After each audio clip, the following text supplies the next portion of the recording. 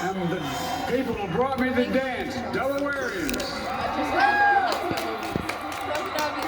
I see my buddy Senator Tom Carper down there, and I think Senator Coons is there, and I think the governor's around. And is that Ruth Ann? And that former Governor Ruth Ann Minner. And most importantly, my sisters-in-law, my sister Valerie. Anyway. Folks, the people of this nation have spoken. They've delivered us a clear victory, a convincing victory, a victory for we the people. We've won with the most votes ever cast on a presidential ticket in the history of the nation. 74 million.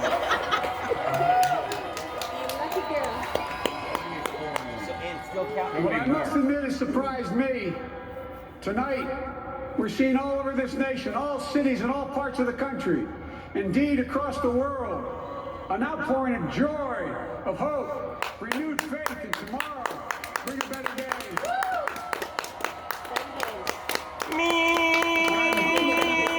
Trust and confidence you placed in me. I get 3 more. I pledge to be a president. No, you just situate. There's one. Trust me, there's be one you guys are excited about. I'm going to use one more. Who doesn't see red states and blue states, only sees the United States. I work with all my heart, with the confidence of the whole people, to win the confidence of all of you. And for that is what America, I believe, is about. It's about people. And that's what our administration will be all about.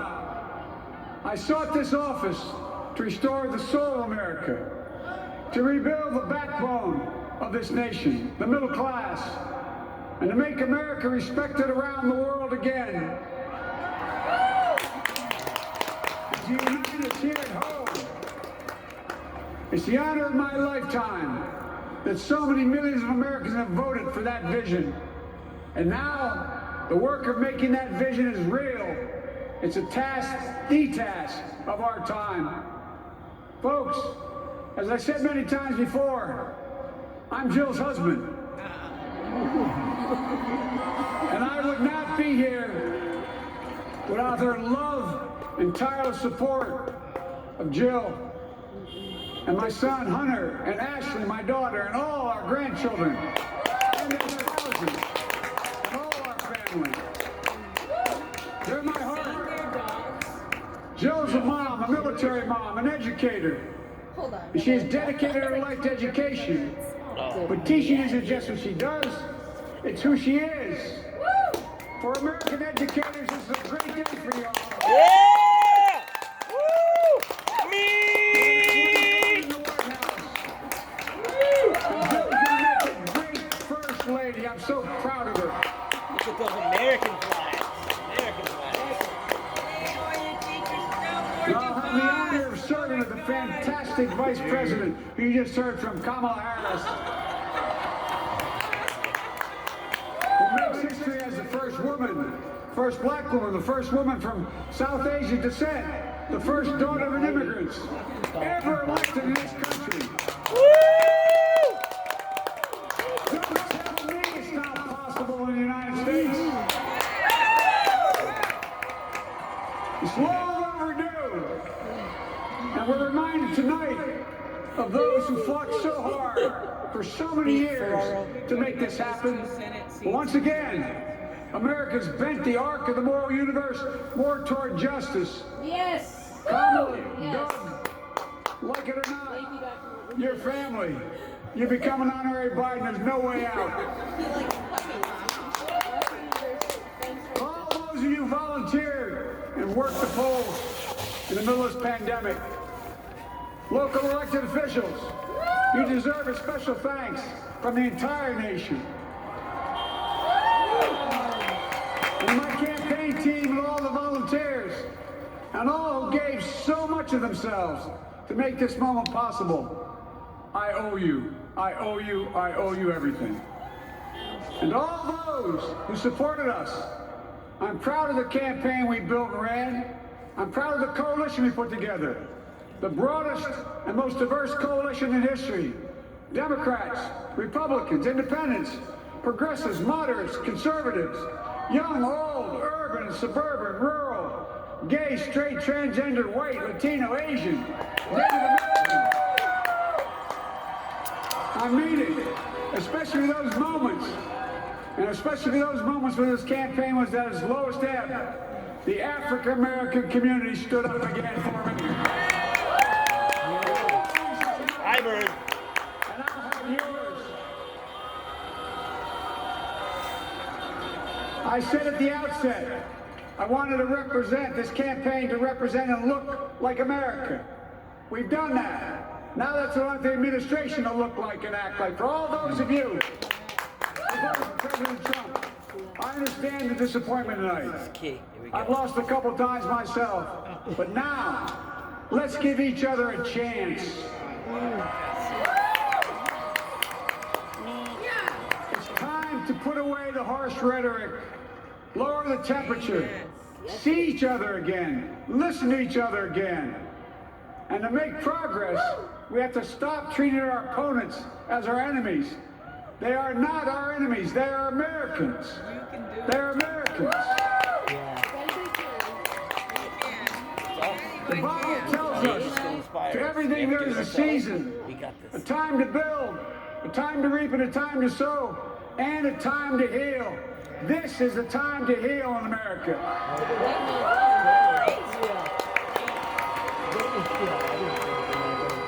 Now this campaign is over.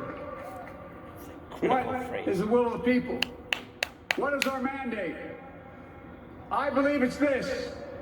Americans have called upon us to marshal the forces of decency, the forces of fairness, to marshal the forces of science, and the forces of hope in the great battles of our time. The battle to control the virus, the battle to build prosperity, the battle to secure your family's health care, the battle to achieve racial justice and root out systemic racism in this country. And the battle to save our planet by getting climate under control.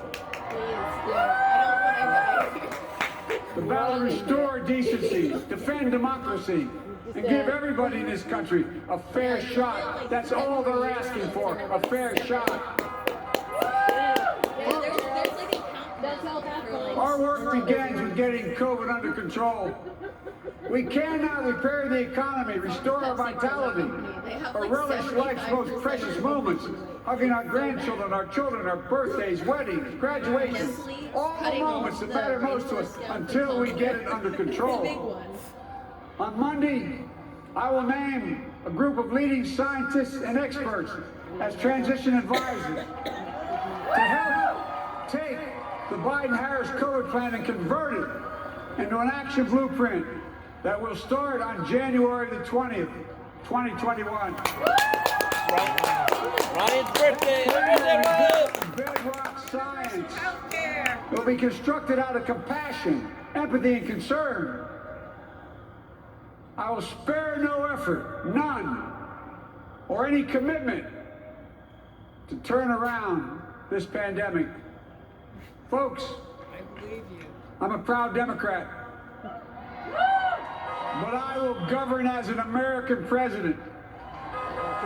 I'll work as hard for those who didn't vote for me as those who did. Let this grim era But what about all the of fraud? demonization What? in America No, Trump actually won. begin to end here and now.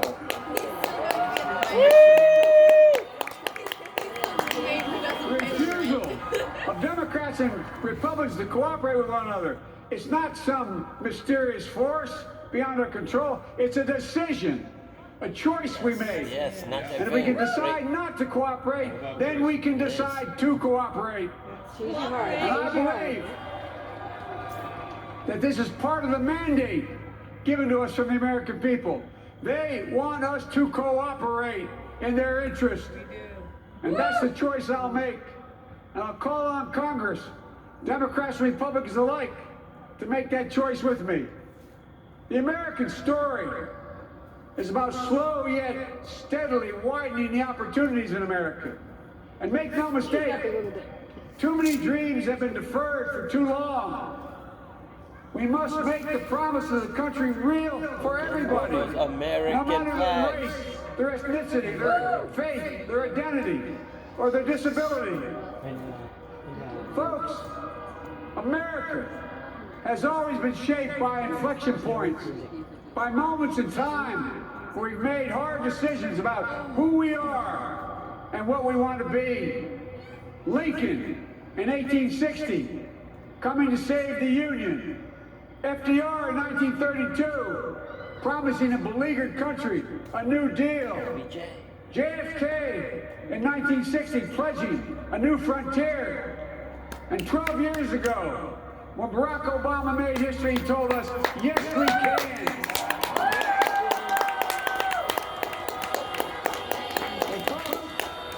We stand at an inflection point. We have an opportunity to defeat despair, to build a nation of prosperity and purpose. We can do it. I know we can. I've long talked about the battle for the soul of America.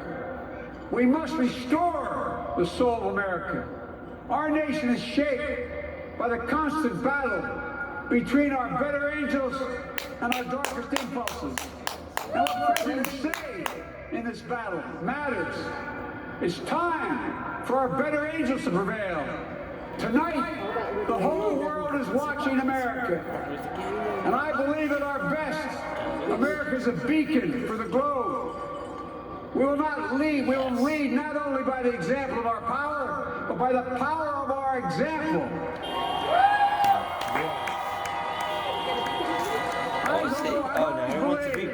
Many of you heard me say, I've always believed we can define America in one word: possibilities. Everyone should be given an opportunity to go as far as their dreams and God given the ability to take them. You see, I believe in the possibilities of this country. We're always looking ahead to an America that's freer and more just, ahead to an America that creates jobs with dignity and respect, ahead of an America that cures diseases like cancer and Alzheimer's, ahead to an America that never leaves anyone behind, ahead of an America that never gives up, never gives in. Hold on, Tracy! It's always been a bad bet to bet against America. We're good people. This is the United States of America, and there's never been anything. Get your beep ready, everyone. Never been anything we've been not able to do when we've done it together. Folks, in the last days of the campaign, I began thinking about a hymn that means a lot to me and my family, particularly my deceased son, Bo. It captures the faith that sustains me, and which I believe sustains America. And I hope it can provide some comfort and solace the 230,000 Americans who've lost a loved one to this terrible virus this year. My heart goes out to each and every one of you. Hopefully this hymn gives you solace as well. It goes like this: and he will raise you up on eagle's wings, bear you on the breath of dawn, and make you to shine like the sun, and hold you in the palm of his hand.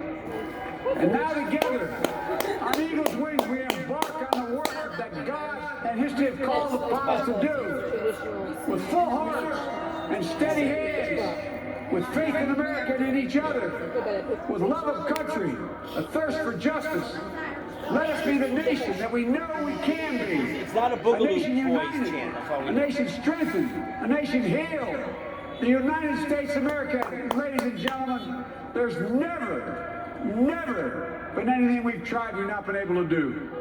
So remember, as our grandpapa used to say when I walked out of his home when I was a kid up in Scranton, he'd say, "Joey, keep the faith." And our grandmother, when she was alive, she yelled, "No, Joey, spread it. Spread the faith. God love you all." May God bless you.